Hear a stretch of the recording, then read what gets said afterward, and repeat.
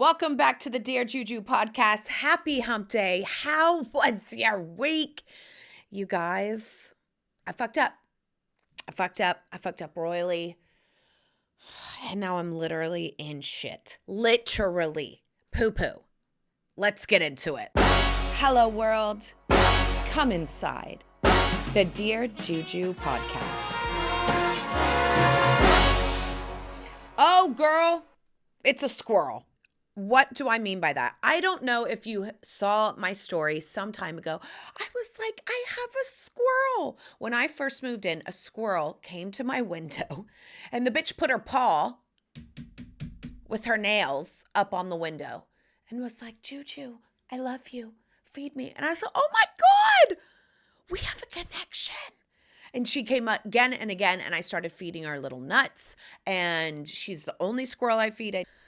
Well, it's gotten a little too comfortable. It's been December, January, February, March, April, May, going on June. We're now in June. We are 7 months in of me feeding this squirrel. And now when the windows are open or the door is open this past week, this bitch is coming in. On level 2 is our office and 2 living rooms, the kids and ours. The kids has a window that opens to the backyard. I opened it to let in some beautiful fresh air, okay? We go downstairs and lo and behold, I come back upstairs. Elizabeth, my squirrel, is at the window inside the living room. I look down. She done came in and shitted on my living room. I said, bitch, how could you do this to me?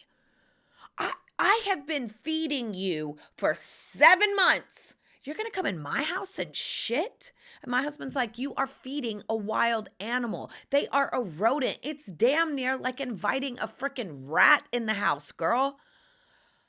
Her nipples are protruding. I think she has a litter. Like, I don't know what to do. My husband's like, we need to trap it and get it out because it's going to be summer. It's hot. We don't have AC here. So we have to have the windows open with a fan to cool us down. Like, girl, we can't just be living our life in a hot box because of this fucking squirrel that you fucked up and fed. I'm like, I know. I'm so sorry. I don't know what we're going to do. I'm working on owls and spray repellent. I'm like, what did I think would happen? You know all those signs, do not feed the wild animals? Like, what did you think would happen? You think it should just be your pet squirrel? Why I loved her? Because she reminded me of myself where she had balls and gall. She like put her hand up on the window. I always knew it was her. She always got real, real close. Now she's getting too close. Back up. Everyone thought it was so fucking cute on the internet. They were like, oh my God, this is so cute. I'm here for this content. Let me tell you, the content has gone sour. The relationship, toilet flush. So now I've stopped feeding her. Gag. Knee deep in shit. I've been Cloroxing. I've been vacuuming. It's been a little bit of a debacle. Because I feel some certain kind of way because I'm like, oh my God, I feel so bad. I've been feeding you for 7 months, but that doesn't mean you can come in my house and shit. I don't know what's in this poop. Oh my God. I can't even think about it. I'm gagging. I'm literally gagging. I can't think about it too much. I'm going to do the repellent. I'm going to stop feeding it. Hopefully that'll solve the problem. God, see, this is why I don't have animals. What's in their poop? Parasites, this, that, the, what are they doing? Like even dogs, like I just can't with the feces, you know? I just cannot. Speaking of, my kids want a dog and I told them the old adage, next door, go next door. They have a dog. Play with it, run it around. If you want to walk it, you can clean up their poop and you can just go play with the dog. But we are not, I repeat, not getting a dog. But maybe the dog would keep away the squirrels. That's actually a really good thought. I don't know. You know, I'll say this and then cut to me getting a fucking dog. You know what I mean? This is what always happens. I'm a dog with a bone, my husband says. And I'm like, no, no, no. And then someone, either a cute dog that I feel a connection with or someone will say a good point and I go, oh, well, never mind. I was wrong. Yes. And he's like, you are so firm and so strong on your opinion. I'm like, yeah, until I see something better. Convince me. Sue me. You know what I mean? I will be with where I'm at until something better is presented. And I think that's actually a good way to be. That means I'm a little bit flexible. But I guess I come off very strong, in my opinion. You don't say, you know? Hello? This is why I have a podcast. This is why I'm Dear Juju. I don't know what's been happening with me, but lately I've just been doing this New York accent. It's been coming out again and again and again. And the other day I did say something with an inflection of a British accent. I was talking to someone and I said, it's interesting. And the way that I leveled up, I was like, oh, fuck, that was a little bit British. Lastly, this week, my son went to baseball and I was surrounded by a bunch of Americans that moved to London. And that was kind of fun to like see some Americans, but they're very like, I don't know. They're not like my LA soul people. You know what I mean? They're not cool. It's fucked up as that is to say. I mean, I sit there at my kids' things and I introduce myself because I am a woman of great manners and I'm an extrovert. And I say, hi, I'm Juju. My son Rocco just started. Who knows? You know what I mean? Might be a cool motherfucker in the group. So I introduced myself to all the families. Of course, someone's from Texas, someone's from Pennsylvania, whose husband's from Texas. I was like, what's going on with all these Texans? I was born in Texas, by the way. Who do I connect with? The lady from Turkey to my left. She was spicy. She was funny. She was yelling at her kid. She gave me a coat because I didn't wear one and it was windy in the field. And I was like, girl, she offered me food. I offered her food. I'm like, we get each other, you know? These Texas people, I don't know. And I'm from Texas, but again, that's why I moved out because there was something there. There wasn't enough spice in the people that I was surrounded by when I was in Texas. I know there's a lot of spice in Texas, okay? I love Texas. I love going back there. I love going to Austin. Love the people in Dallas. Freaking love Houston, where I'm from, H-Town. I rep it. It has now actually also become extremely culinary in Houston. There is like chefy people doing chefy things. The restaurants are poppily-opping. All right, now with all that, let's get into some domestic goddessness. Okay, cooking. Right now I'm going to give you the salads of all salads because it's coming into summer. We need a little bit of leafies, and I'm going to tell you what to do. Okay, you are going to get some mixed greens, some red baby lettuces, if you will, and some bib lettuce. Get gorgeous greens, put it in a bowl. Next, we are going to do avocado, Persian or baby cucumbers. We are going to do pomegranates. We're going to do feta cheese and pistachio. It's green, it's white, it's red, it's gorgeous. All right, put all that in. Next, you are going to give tons of dill in this, tons. And that's what really makes the salad good, dill and mint. That adds like oh, is that mint? All of a sudden you're like, what the hell was that? Gorgeous in the leaves before you put those toppings on. Next, za'atar, Z-A''ATAR. What is it? Who knows? Let's look it up. It is a versatile herbal blend of family of wild herbs from the Middle East cuisine and culture. Okay. It's red. It's warm. It's really beautiful. And it looks great on top of everything with the feta. Also use dried oregano. So we have the dried oregano, we have the fresh mint, we have the fresh dill, and then we have the za'atar. Okay. It's gorgeous. Next, dressing. Agave, scoop of Dijon, equal parts. Then red wine vinegar and olive oil. Get you an old jam jar. Anytime there's an old pickle jar, old jam jar that's glass with the lid, put it in the dishwasher. They make the best dressing mix. You pop that in, give it a little shaky poo-poo, salt and pepper, of course. And that is your dressing. A red wine, Dijon, little bit of sweet olive oil. You guys, I'm just obsessed. The pistachios and the pomegranates go together like the fucking lovers that they are. The feta with the za'atar, all the herbs. This is like the best salad and beautiful to serve on the side. Grilled chicken, steak, lamb, doesn't matter what it is, a little kebab, if you will. You get your protein, but this salad will be the crown jewel of any backyard barbecue or just weekly dinner It's amazing. My husband was like, I haven't stopped thinking about that salad. That salad was so good. And I was like, just like this, boss. Okay. Cocktails. I tried an Amalfi sunset this week and it was absolutely fabulous. And I'm going to make it for you as well. So, what it is, an ounce of gin, half an ounce of Cointreau, half an ounce of peach juice, and half an ounce of lemon juice, and some basil leaves. So what you do is you put the lemon juice and the peach juice at the bottom because it kind of has a viscosity and heavier weight to it.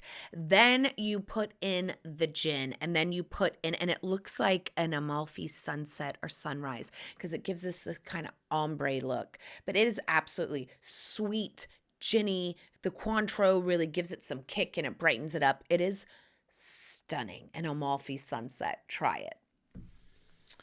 Decor. What we are focusing on this week is al fresco. You want to dine al fresco, you want to hang al fresco, you want to just be al fresco.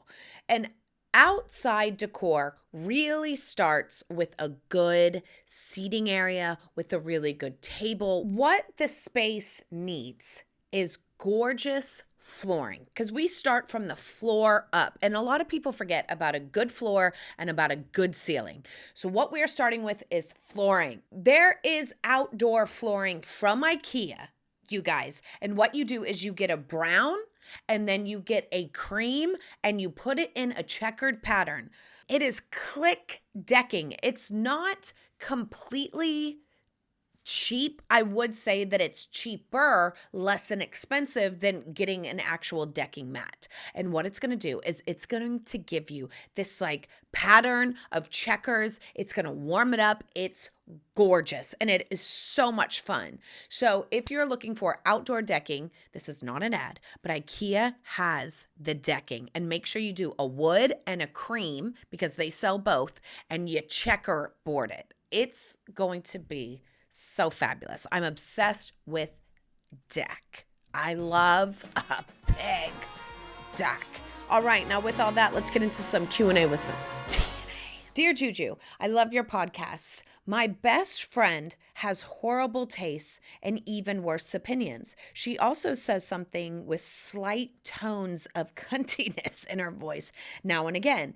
I love her and we've been together for so long. What do you think I should do to see this overall rotting opinion that I have of her? Oh my God. If your opinion is rotting of her, I have a feeling so is the relationship. I hate to say that I relate, but I do.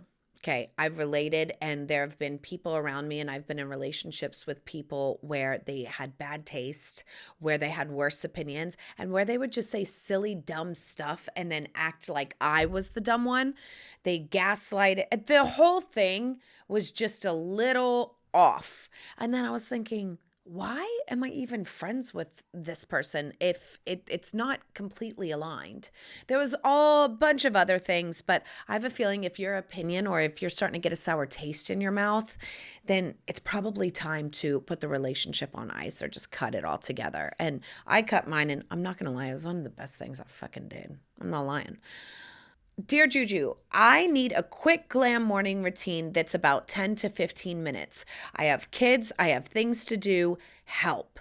Oh, great. Dry shampoo, K18 is the best. It's the wet one. It is the best. It smells amazing. K18, throw your hair up. How you doing? In a Dear Juju updo twist. Put on big statement earrings. Put on a flowy dress. Some slides. Glam and wham, bam, thank you, ma'am. Okay? 3 steps. Hair up, earrings, dress. Some flat slides or some funky slides or flats that you can walk in. You can go around all day, not in a yoga outfit, not in Alo, not in Lululemon, unless you're literally going to work out or need to run some errands afterwards. But if you need a glam routine, That's it. I would also suggest your skincare routine in the morning. I love Biba Los Angeles. I import her from LA still. She's a celebrity skincare consultant. She consults Merit, which is the it girl of the clean beauty brand, but she's not about the hype, even though her clients are hyped to hell. Miley Cyrus, Billie Eilish, Rosie Huntington Whiteley, Dear Juju. She's got all the fabulousness. Her Meta C serum in the morning makes it tight, makes it bright, makes it pulled. So skincare, glamwear, 10, 15 minutes. You're done. You're done. You're out the door. Okay, last but not least, Dear Juju, I love hosting and throwing dinner parties. What is your secret to creating a wow tablescape when you don't have fancy china? You do not need fancy china at all. Zara, H&M, Target sometimes, these have amazing dishwares, flatware, coupes, wine glasses. Really, Zara Home is the bomb. And you mix it and match it with candlesticks from Goodwill, and then get inventive with the middle part. I like low flowers because I like to see people, but then I like high candles for drama. But if you give high flowers, then you're literally like looking across and you're like, hey, how was the baby shower last week? Like, it's so weird to have high flowers at a table, in my opinion. High candles, low flowers, and then set a theme. So if it's summertime, set a theme with maybe some net or some fishing, and do something just really elegant and really simple with color, with placemats, with flatware, and it does not need to be fancy china. People are doing such cool things, especially H&M and Zara, with tableware. H&M Home, I don't know if you've gotten into them. They're freaking sick. Zara Home, get into it. Go on the app, download it, look at all of it, scroll, and look at everything. It could even be just like a colored candlestick. Tapered candle that's pink would give such a vibe to your tablescape. Get creative. They say constraint of budget is what makes creativity blossom. There's an actual saying for it. I don't fucking know it. But I really find that budgetary restraints makes me more creative. Let's just put it that. So don't use your budgetary restraint as an excuse to, just say, I don't have fine china. I can't get creative. Yeah, you can. Don't be fucking lazy. Pull up and show out. Okay? All right, that's it for the podcast. I'll see you guys next week. And Lord, I hope this squirrel thing, I'm going to keep you updated. It's just making me sick to my stomach. The problem with it is the nipples, because then that means that there are babies about. And then I'm just like, I fucking did this. I fed her. She has babies. Now what?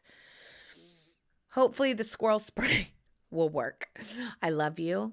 Get dressed. Try it. Can you guys just please try for me if you're listening? Putting your hair up in a twist, wearing some big earrings, putting on a flowy long dress and some flats, and go, oh shit, I feel fab.